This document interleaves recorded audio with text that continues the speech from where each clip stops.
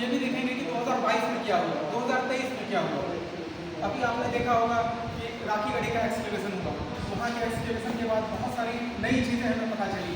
उससे पहले सनौली का एक्सकवेशन हुआ था। तो ये सब चीज़ें हैं जो आज से 20 साल पहले नहीं था, 15 साल पहले नहीं था। और पॉसिबल है कि आप जो बुक पढ़ रहे हो उसमें भी ये चीज़ें आपको नहीं मिली, लेकिन उस चीज़ों को हम चाहेंगे कि अपने तरीके से आपको बताएं जो आपको बुक्स में ना मिल पाए, लेकिन जो लेटेस्ट डिस्कवरीज हो रही है उसके आधार पर हम हिस्ट्री को देखें। और जब हम नए तरीके से हिस्ट्री को देखेंगे तो फिर हम ज़्यादा जानकारी इकट्ठा करें। जो कॉम्पिटेटिव एग्जामिनेशन होते थे, पॉलिटिकल हिस्ट्री पर बहुत ज़्यादा जोर दिया जाता था। आज ज़माना बदल गया है, आज आर्ट एंड आर्किटेक्चर पर ज़्यादा फोकस हो रहा है, आज सोशल और इकोनॉमिक हिस्ट्री पर ज़्यादा फोकस हो रहा है। तो हमें इसके हिसाब से चलना है ताकि कॉम्पिटिशन में भी अच्छा कर पाएँ और जो लेटेस्ट डिस्कवरी हो रहा है उसे भी हम अपने पढ़ाई में इंक्लूड कर सकते हैं, तभी हम ज़्यादा बेहतर कर पाएंगे। और बाकी हम लोग साथ में रहेंगे, मिलकर कोशिश करेंगे कुछ अच्छा करने का। बस आप लोगों का सहयोग बना रहे, आप लोग रेगुलर क्लास अटेंड कीजिए तो हम लोग नए तरीके से बहुत अच्छे से एंशिएंट हिस्ट्री में कुछ अच्छा करेंगे।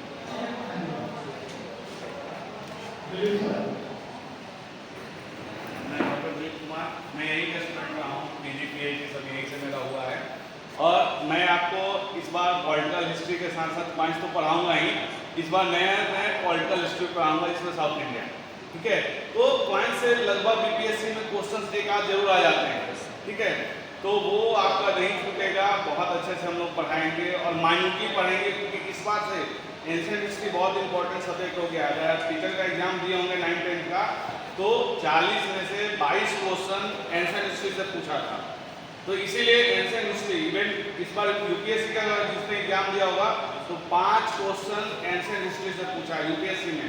तो अब सिनेरियो बदल गया है, पहले एक आध क्वेश्चन पूछे जाते थे कंपटीशन में एंशिएंट से, क्योंकि अब जो आइडिया ऑफ भारत एक कॉन्सेप्ट आया है ना कि भारतवर्ष की खोज, तो उसमें क्या हुआ है ना कि रीजनल हिस्ट्री को ज़्यादा प्रायोरिटी दिया जा रहा है। और रीजनल हिस्ट्री का प्रायोरिटी देने का मतलब ही होता है ना कि हम लोग प्राचीन भारत पे ज़्यादा फोकस कर रहे हैं, क्योंकि आप भी जानते हैं कि प्राचीन भारत क्या था, मगध, यानी मगध, पाटलिपुत्र, यानी हम लोग यहाँ से पूरे अफगानिस्तान तक शासन करते थे। तो ये चीज़ जब पढ़ना है तो कंपटीशन में भी इससे क्वेश्चंस आते हैं।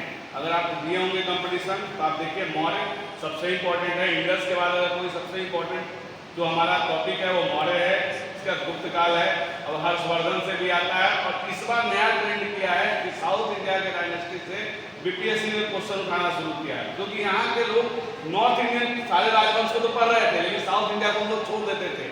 इस बार देखिएगा कि लगातार अगर चोल से उठा रहा तो चोल से 4 क्वेश्चन उठा के डाल दिया है। तो देखिए ये चीज करना होगा कि हम लोग को माइन्यूटली पढ़ना है, हम लोग सब्जेक्टिव भी पढ़ेंगे और साथ ही साथ नेट की तैयारी, क्योंकि जो हमारा सिलेबस है वो पूरी तरह नेट पर आधारित है। अगर आप यूजीसी नेट देते होंगे तो वो सिलेबस उठाइएगा, हमारा सिलेबस उठाइएगा, दोनों सेम सिलेबस है। तो अगर बढ़िया से लोग सिलेबस को कवर कर लें तो हम लोग नेट भी क्वालिफाई कर लेंगे, आप पढ़ते पढ़ते नेट भी क्वालिफाई कर लेंगे, और बाकी जिसके जो ड्रीम है वो पूरा करने में हम लोग आपका सहयोग करेंगे। तो चलिए उम्मीद करते हैं कि आप लोग का भी सहयोग मुझे मिलेगा।